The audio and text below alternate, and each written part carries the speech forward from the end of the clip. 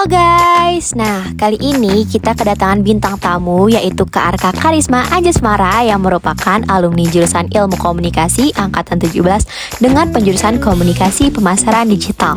Mau tahu gak sih keseruannya kayak gimana? Yuk langsung aja simak videonya sampai akhir ya.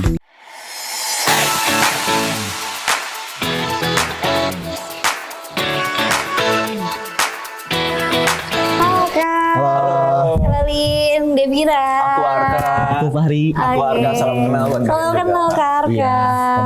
Kami dari angkatan 21 nih.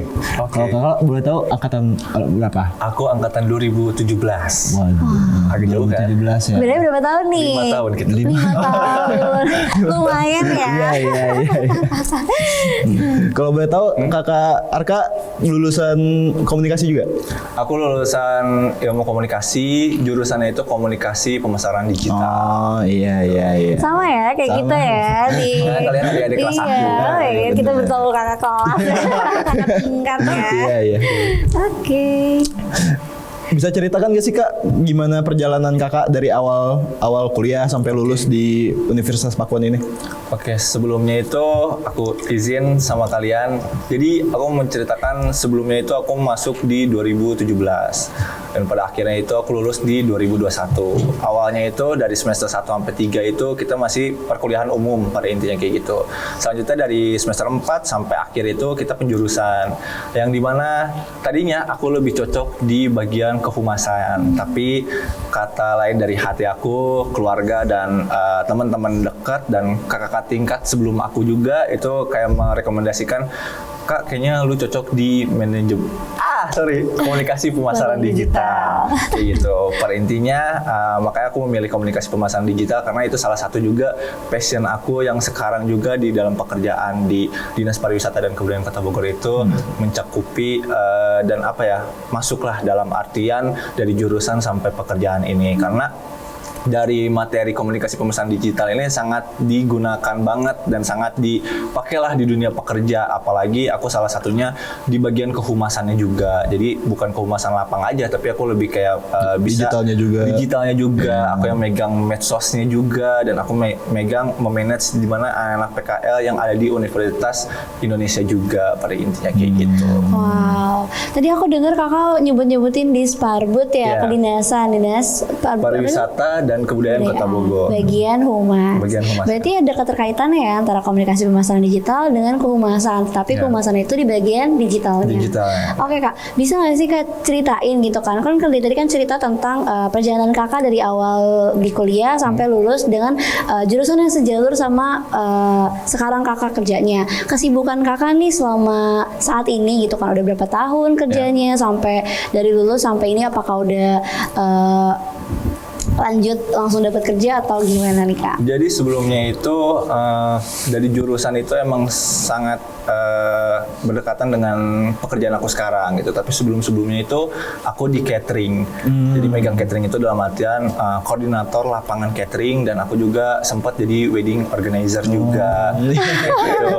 Makanya WH juga. Jadi pada intinya ketika melamar pekerjaan itu, di saat itu ada pilihannya, aku ada 3, yaitu Dinas Komunikasi dan Informatika Kota Bogor, Diskominfo, yang kedua PDAM Kota Bogor, dan yang ketiga Dinas Pariwisata dan Kebudayaan Kota Bogor. Tapi itu udah ditentukan rezekinya Allah dan takdirnya aku harus di Disparbud Kota Bogor. Nah, habis itu apa hubungannya ya dari Disparbud Kota Bogor ini dengan jurusan aku ini? Jadi pada intinya aku tuh megang agenda kehumasannya kepala dinas dan sekretaris dinas kayak gitu. Jadi kepala dinas di saat ada di mana, di tempat mana, sekdis juga ada di tempat mana, itu aku membagi agenda hariannya itu bersama anak PKL aku gitu.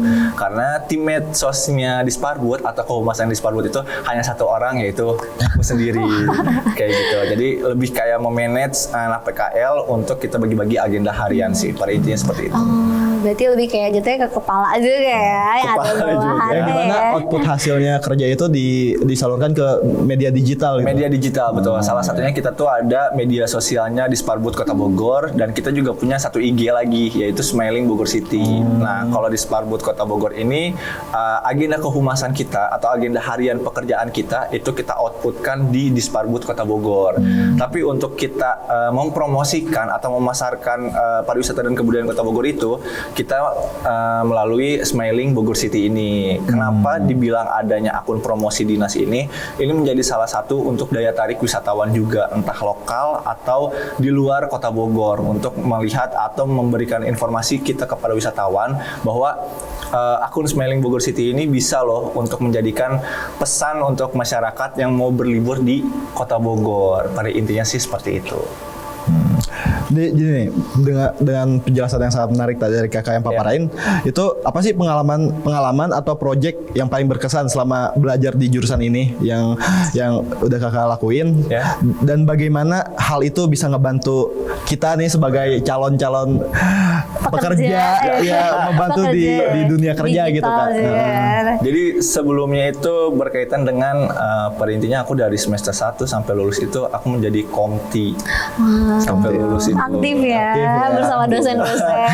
Aku aktif bersama dosen-dosen, salah satunya juga Budiana. Nah, Budiana ini salah satu juga di saat itu mengajar untuk aku yang pada intinya materi-materi yang diberikan Budiana ini menjadi bisa tersalurkan juga di dunia pekerjaan kayak gitu. Kalau misalkan project itu kita banyak banget sih sebenarnya kayak gitu. Pada intinya ada satu project yang dimana aku ini bekerja sama bersama Wardah. Itu aku bikin konsep yang mana kita bikin beauty class itu sekitar dari 100 sampai 300 orang. Itu untuk umum. Kita pasarinnya juga lewat sosial media. Di Instagramnya kita bikin namanya dulu tuh Make Project gitu. Kenapa Make Project itu dinamakan Make Project? Karena pada intinya aku punya teman-teman atau satu kelas ini yang dimana benar-benar kompak, yang bisa semuanya kerja. Karena aku ada titik yang dimana kalau misalkan berorganisasi atau kita mengumpulkan banyak orang itu pada intinya kita trust ke diri sendiri dulu. Pada intinya kamu tuh sayang nggak sih sama kelas ini? Kalau misalkan kamu udah sayang sama kelas ini dan ke depannya mungkin teman-teman juga akan merangkul. Makanya itu satu momen yang dimana aku sampai nyari CSR itu kita mitra kerjasama.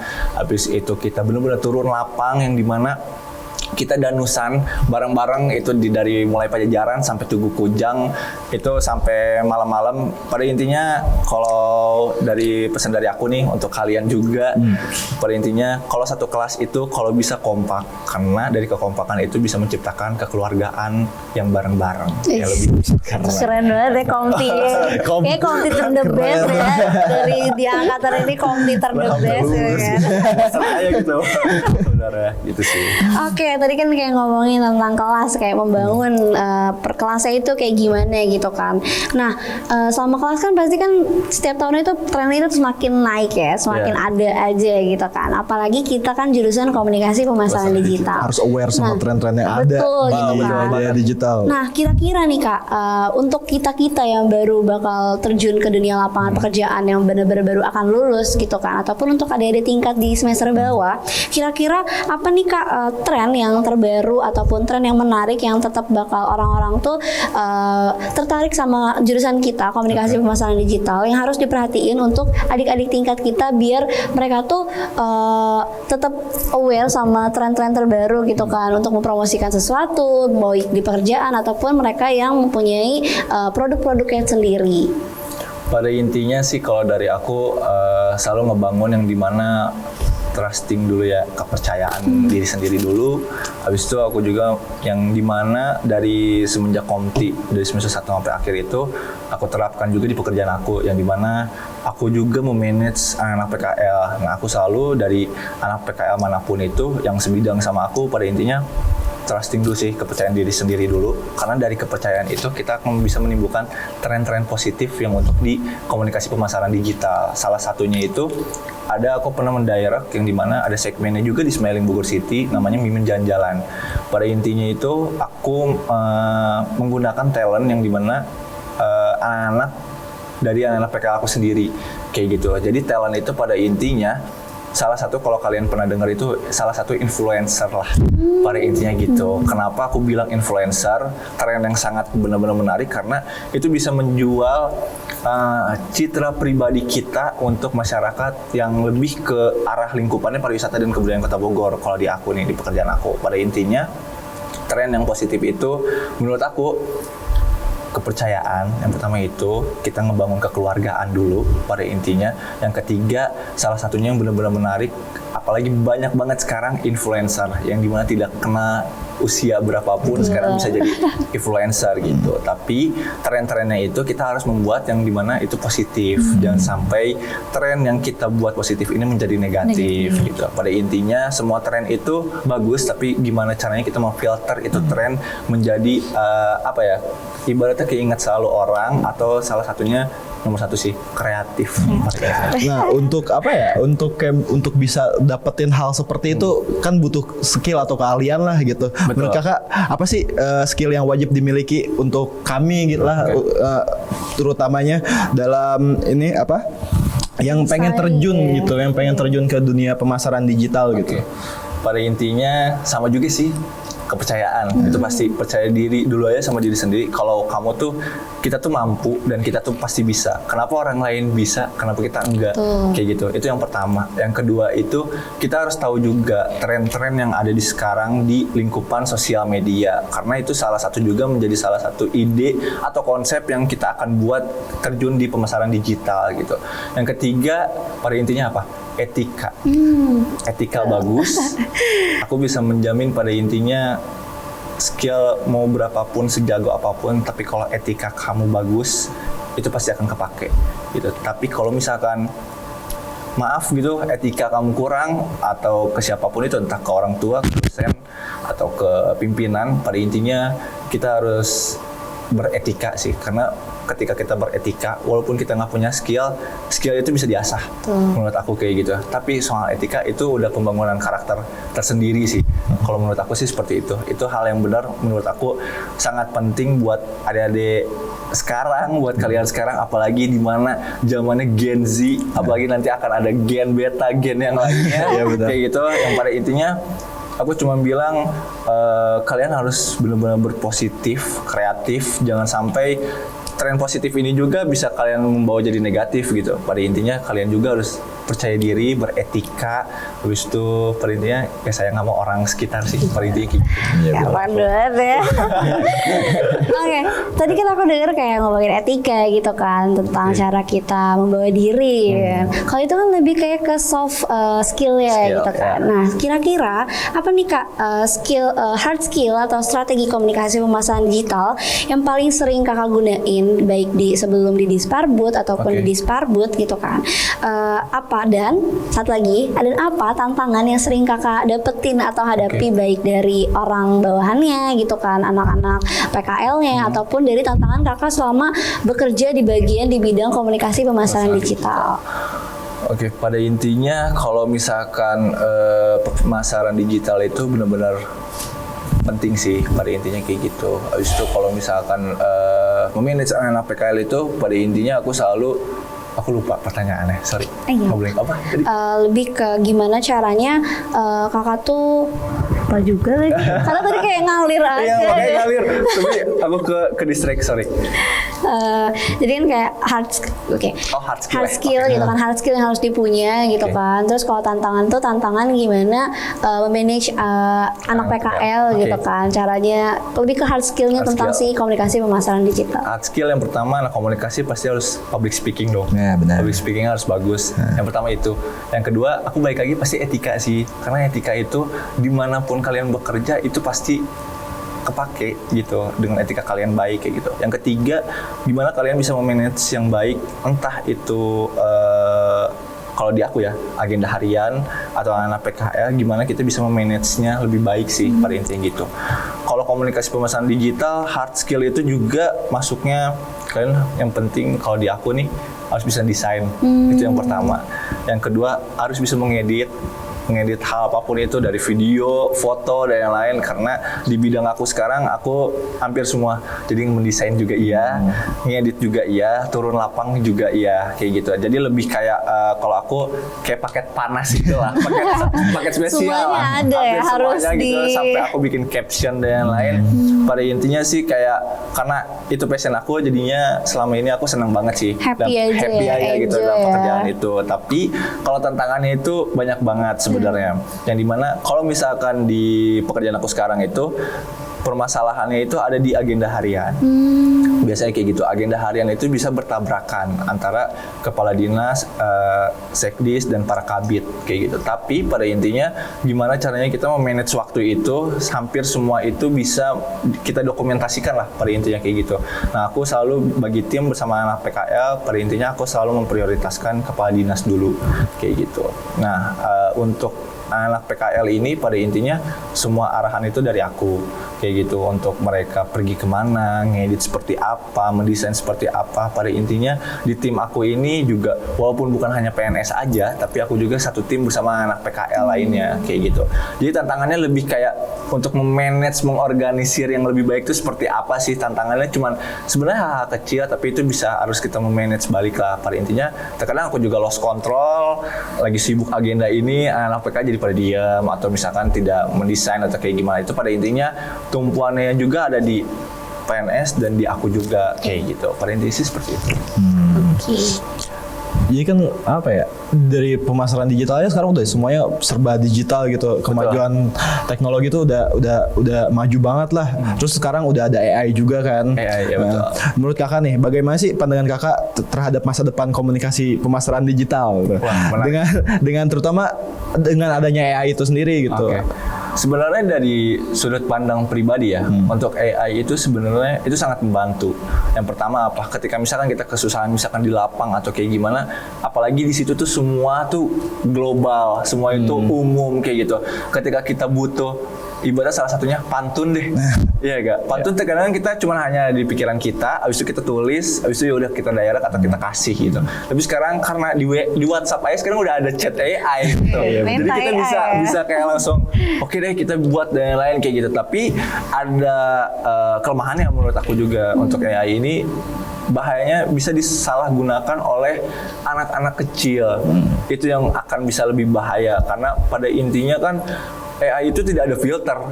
Hal apapun yang kalian tanyakan itu semua ada di situ gitu. Tapi bagaimana caranya kita bisa pada intinya mengawasi anak-anak kecil, atau terutama kalau kita di keluarga punya adik atau keponakan, itu bisa kita filter sih pada intinya gitu. Tapi kalau secara untuk pekerjaan, itu membantu sekali sih. Kayak bener-bener apa ya, wah kita ada bantuan, tapi ini salah satunya teknologi yang benar-benar untuk pemasaran digitalnya kayak gitu. Khususnya buat pemasaran digital bisa membantu analisis data dari yang lain-lain juga. Betul. Kan, untuk tapi terkadang juga kita ada sedikit ragu juga gak sih, misalkan data ini sekian, ternyata menurut di lapang kayaknya nggak segini deh kayak gitu. Kita lebih ke make sure aja sih kayak gitu. Tapi pada intinya chat AI ini pasti semua ada positif dan negatifnya. Tapi gimana kalau positifnya kita gunakan secara baik-baik, tapi kalau negatifnya kita bisa memfilter hal-hal yang menurut aku itu jangan sampai hal itu terjadi. Gitu sih. Oke. Kan kita kuliah di Universitas Papua nih, kayak bagian komunikasi pemasaran digital. Kurang lebih kita menempuh ratusan SKS ya, kurang lebih sampai 120-an SKS gitu kan. Banyak banget mata kuliah yang kita tempuh gitu kan. Kira-kira nih Kak, apa namanya? Kira-kira sejalur gak sih Kak, ada beberapa materi atau ada mata kuliah yang emang sangat teringat, memorable banget sampai Kakak ngerasa, wah kemarin nih gue ngerjain nih yang sama banget nih, kayaknya bisa deh gue pakai lagi di tempat kerja gitu. Lebih ke apakah ada kesamaan materi ya? Iya. Kayak ke apalagi SKS sudah lebih 120 lebih ya. Itu juga pasti bikin mumet juga sih gitu. Tapi aku cuman bilang ke kalian juga, perintinya untuk SKS atau materi yang diberikan sama dosen itu menurut aku sangat berarti. Itu benar-benar kepake banget di dunia pekerjaan aku sekarang. Pada intinya aku lupa di semester 1 atau 3 itu aku pernah belajar dasar-dasar di KAVI kalau nggak salah itu, dan public speaking juga kalau nggak salah. Itu DKV itu kan bagaimana kita membuat produk ya, atau kita membuat brand. Sampai sekarang pada intinya untuk di pekerjaan aku sekarang, aku membuat produk atau brand yang dimana pariwisata dan kebudayaan Kota Bogor. Gimana caranya pariwisata dan kebudayaan ini dikenal sama orang loh, entah bukan hanya di Kota Bogor aja, tapi di luar Kota Bogor juga kayak gitu. Abis itu kalau public speaking itu benar-benar nguji kalian banget di situ, karena pada intinya public speaking itu kita berbicara di depan umum, tapi pakai bahasa yang baik, bahasa yang benar, gimana caranya kita nggak kaku atau kita yang pada intinya enjoy kayak gitu. Pada dasarnya itu benar-benar materi yang menurut aku kepake banget sih kayak gitu. Apalagi manajemen ajang bisnis itu dulu sempat aku ada itu, yang dimana itu project-project. Aku seneng banget.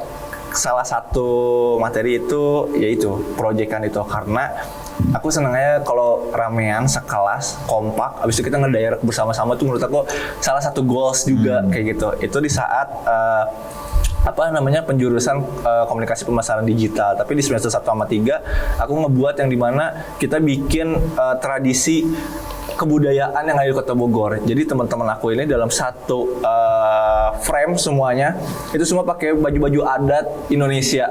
Semua itu Nusantara banget. Aku ngedirectnya di Kebun Raya, dan di situ aku dipilih sama teman-teman menjadi produser yang dimana aku bisa mendirect film itu, atau lebih kayak ke video singkat sih.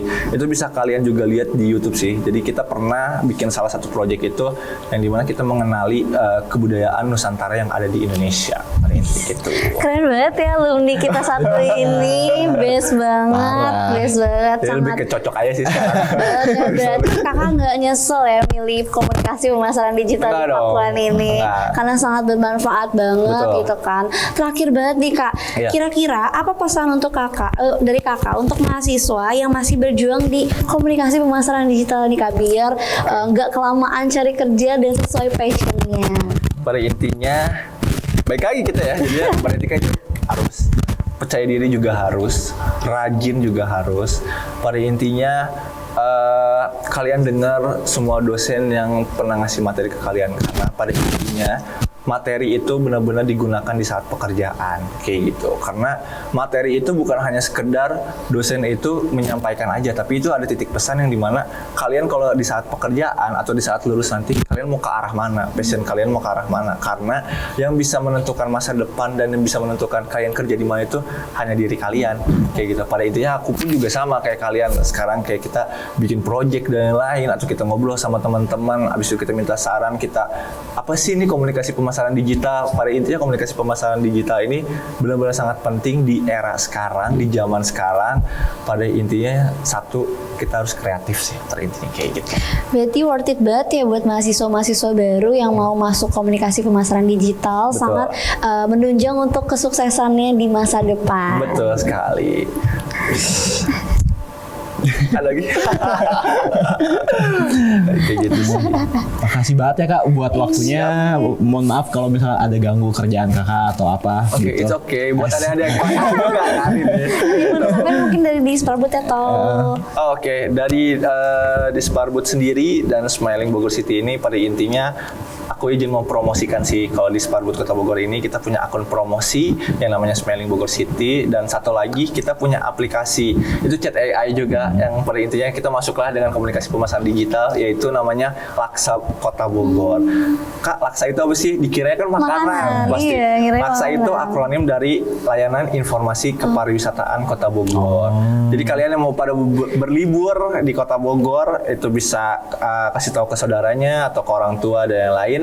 Itu bisa cek di bio-nya kita di Disparbud Kota Bogor atau Smiling Bogor City. Pada intinya, aku terima kasih banyak buat kalian. Semoga kalian sukses. Amin. Dan teman-teman belakang layar juga harus sukses pada intinya gitu. Karena kalau kalian sukses, aku juga senang ngelihat kalian. Pada intinya. Amin. Oke.